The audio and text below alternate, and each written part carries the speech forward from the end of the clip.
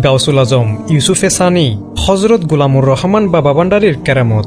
ওসিয়ে গাউসুল আজম শাহ সুফি দেলাওয়ার হোসেন মাইজভান্ডারী বললেন, সন্তানের জীবন বাঁচানোর মতো তুচ্ছ কাজের জন্য আমি গাউসুল আজম গুলামুর রহমান বাবা ভান্ডারীর কাছে যাব না। সময়টা ছিল শাহেনশাহ জিয়াউল হক মাইজভান্ডারী তখন শিশুকালে একটি জটিল রোগে আক্রান্ত। তখন শাহেনশাহ জিয়াউল হকের বড় নানী সৈয়দা রাবিয়া খাতুন জিয়াউল হকের বাবা দেলাওয়ার হোসেন মাইজভান্ডারীকে বললেন, নাতিকে তো আর সুস্থ করা যাচ্ছে না, আপনি আপনার সন্তানকে নিয়ে একটু বাবা ভান্ডারীর কাছে যান। তখন ওসিয়ে গাউসুল আজম শাহ সুফি সৈয়দ দেলাওয়ার হোসেন মাইজভান্ডারী বললেন, সন্তানের জীবন বাঁচানোর মতো তুচ্ছ কাজের জন্য আমি গাউসুল আজম গোলামুর রহমান বাবা ভান্ডারী হুজুরের কাছে যাব না। অবশ্যই আরো বড় কাজের জন্য যেতে হলে আমি রাজি আছি, ইচ্ছা হলে আপনি যান।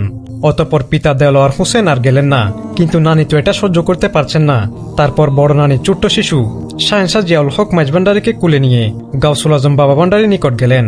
প্রিয় দর্শক, তখন বাবা ভান্ডারী পাহাড় থেকে সাধনা করে এসেছেন, খুব একটা দেরি হয়নি, মানে বছর 2 বছর আগের গা শুকাইছে আর কি।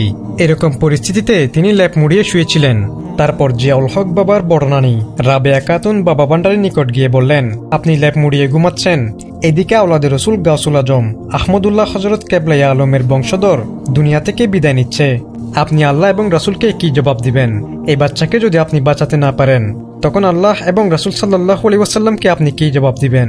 তখন বাবা ভান্ডারী নাড়াছাড়া নেই, তিনি চুপচাপ, মানে কানে যেন কিছু শুনেন নাই এরকম ছিলেন। প্রিয় দর্শক, গাউসুল আজম গুলামুর রহমান বাবা ভান্ডারীর খেলা তিনি খেলছেন আর কি। তারপর সৈয়দা রাবিয়া খাতুন আবার বললেন, আপনি যে পাহাড় থেকে কাটা ফুটে রক্তাক্ত হয়ে আসছিলেন, শরীর থেকে তখন পুঁজ বের হচ্ছিল, তখন সেবা যত্ন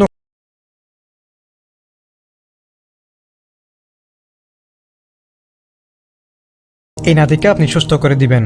তখন বাবা ভান্ডারী একটু নাড়াচাড়া করলেন, তিনি উঠে ছোট্ট জিয়াউল হকের উপর 21 দিনে 7 কলসি পানি ঢেলেছেন। কিন্তু 21 দিনে 7 কলসি পানি ঢালার পরও শিশু শাহেনশার কোনো নাড়াচাড়া নেই।